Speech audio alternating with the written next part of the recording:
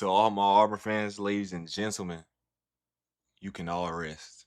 You no longer have to deal with head coaches saying we're close after every single heartbreaking loss. Coach, the Auburn family was very loud and outspoken at the end of the game tonight. What's your message to them after a game like tonight? Yeah, like I've said all year long, my job is to get this team ready to play and win games, and we have failed to do that this year, and it's frustrating. I still believe we're really close. Is the program better than when I got here on the roster? Yes. Are we close? Yes. I know how close we are. I know I can get this fixed. But you want to know an even better thing? You also don't have to deal with your coach throwing your players under the bus right after the game and also scaring them off the team.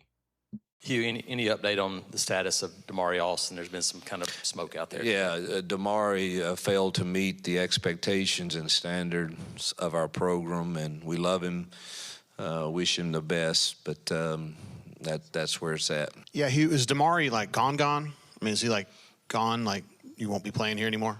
Won't be playing here anymore. All right, so he's a very popular player. He's also a good player. I mean, how much of a kick in the teeth is that? Just, he's important. Next man up. We'll get Omar and Alvin and Justin and those guys ready to roll. I'm sorry, Damari Alston, that had to happen to you. That was a very, in my opinion, a very embarrassing moment from your head coach who threw you under the bus. He didn't. You're not the only one he threw under the bus. But to see that live after a heartbreaking game against Georgia, man, that's his response. Instead of just keeping it a little bit private, he just kind of threw you under the bus in front of everyone. I'm sorry that had to happen. Anywho, let's talk about the new head coach coming to the Plains. Auburn grabbed the Russian man himself from Moscow, Russia, Alex Golesh. We just went and whooped that ass, didn't we? You did. I remember coming back from the Iron Bowl, and I went to Birmingham for like an Airbnb, and pretty much all I was thinking about was who was going to be Auburn head coach the very next day. I remember around that time, the narrative was between Lane Kiffin going to LSU or Florida, so John Summerall was also looking at Auburn, and Auburn looked like they were in the lead to also grab him right after the Iron Bowl. But then I wake up and I see John Summerall is at Florida, and I see Lane Kiffin is at LSU. So I'm like, we might just have to hire Durkin and hope the best. Hopefully Durkin could become a real good head coach. But he's one of the best coordinators, but that was kind of the worst case scenario at that time. But then boom, we get a tweet saying that USF former head coach Alex Golesh is coming to Auburn. And you know me, I had to do my research as fast as possible because to be real with you, I only know a little bit about John Summerall. I knew he was at Tennessee, and I knew he was at USF, and I knew the success USF had, but I want more details, man. So boom, we head back home. We go back to Huntsville from Birmingham, and I come across Josh Pate's live video, and he talks about all the coaching carousels and all the coaches hiring and all that, and we came across Alex Golesh. Listen to what he says about Alex Golesh. You landed on the asteroid.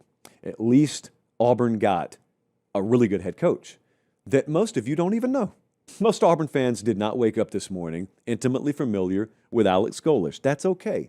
Will he win a national championship at Auburn? Guarantee he will. Nope. I don't guarantee it. I don't think legally I can do that. Will he win an SEC championship? 100%. Nope, I'm told I can't do that either. I got no clue if he's going to win there. I am irrationally excited, though, about Alex Golesh at Auburn. I know what works at Auburn. This is some real good stuff right here from Josh Pate. He's one of the better minds as an analyst in college football, and you can tell how passionate he is about this. But he made an incredible point in the video. I don't have it clipped up, but he said Alex Golesh expect Auburn fans to be happy a few months in of him being hired. But he wasn't lying when he said that Auburn has a top 10 recruiting class. It seems like almost every single Sunday or every weekend I wake up, there's a whole bunch of War Damn Eagle tweets and a lot of signs that recruits have made the decision to come to Auburn. When I tell you Alex Golesh has been on a complete heater, you think I'm playing. Like, look at all these are signs of closed deals. So it seems like for the past 2 weeks consistently, maybe 3, he's been posting War Damn, especially on the weekends when these guys come out for official visits and stuff like that, bro. It seemed like every single weekend is a lock. Like every single weekend. it got so crazy that one weekend he had 6 Eagles, indicating that he had 6 commits in one weekend. And we haven't played a single down in football. I don't know what Alex Golesh is telling these guys. I'm not sure Auburn is talking with Tim Cook. We're in good terms with Tim Cook or something. But it's just, I mean, so far from what we've seen, the future is on our side, and it's indicating that Auburn will have some type of success. Obviously, we're gonna have to see what's gonna happen during the season, but this is already big news. Auburn is top 7 in recruiting, and hey, man, we're close. Now that we pretty much dove into what Auburn has done on the recruiting trail and everything they've done off the field, I want to also bring up what can we expect from the field and obviously from an offensive standpoint.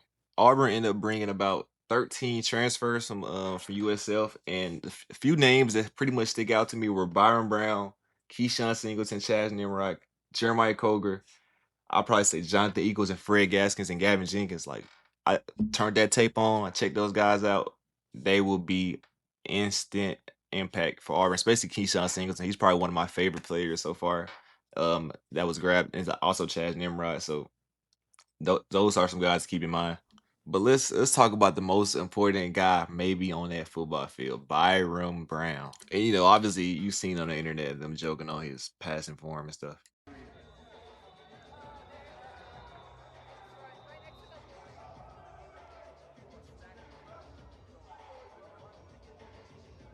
To me, honestly, that's not really that important to really focus on. I think when it comes to just evaluating the quarterback, you should really just pay attention to how he processes the field, how he performs, his mindset and stuff like that. Because I do want to see how he reacts to playing against teams like Georgia with very, very like exotic schemes and stuff like that. I want to see how he can take a hit, which I know he can. He's pretty big. He look like he's about 250 pounds.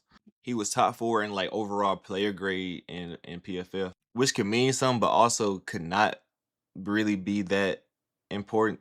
I wouldn't really just bank on PFF to predict a season, but I will say that's something to keep in mind because, like I said, those guys watch film all day. They check them out. I don't know what they do to measure it, but it's pretty cool to see him in the top 4. He's coming off a pretty good year at USL, having just about 28 touchdowns, 7 interceptions, 77.4 QBR with just over 3,000 passing yards. Oh yeah, did I also mention that he had, I think, 1,000 rushing yards as well? He had a pretty rough spring game. He kind of got outplayed by our backup Trishan Tia, which could be a good or a bad thing. But should I find it concerning? No. But do I find it concerning? Of course, subconsciously, I'm going to always find something concerning about Auburn. But I think he'll be all right. And like I said, I'm very high on Byron Brown, just as big as PFF. I think he could be a Heisman Trophy dark horse. I'm not saying he's in that conversation. We said Jackson Arnold was the same thing last year, just off his upside. But this year Auburn does have somebody who has some pretty good history. Anyways, back on Golesh, I think another thing Auburn fans should be pumped about is Alex Golesh can turn the program around. 3 years before Alex Golesh hiring, their record for 3 years was 4-29. Not only that, in 2022 they went 1-11. Golesh comes to town and they pretty much go 23-15. In their most recent year, in 2025, they go 9-3. I feel like they could have easily went 11-1 if they just closed out the game against Navy and Memphis, but still pretty good signs. I think what stood out to me ultimately the most is the fact he had very minimal resources. I'm talking about a team that went 0-11, not a very high powerhouse school in the FBS, and he goes to Auburn with a very good NIL representative. You got Tim Cook, you got all those guys. A team that's been desperately trying to win. They have every single piece of talent. They just don't have the leadership. So I think the hiring of Alex Golesh was probably one of the better fits in the whole coaching carousel in 2025. Anyways, with that being said, I hope you guys enjoyed this video, and I hope Auburn fans got some type of clarity, some type of relief from this video. We'll keep getting better and better. I love you guys so much. Thank you for all the guys tuning in early. I appreciate y'all. And Wardam, I got a little bias this video, but I had to get my point across, and I want to see other fans from different fan bases see how I feel. I know y'all gonna troll me, especially Alabama fans, but yeah, I hope you guys enjoyed this video, and yeah, peace. I like to announce my commitment to Virginia Tech. Yeah.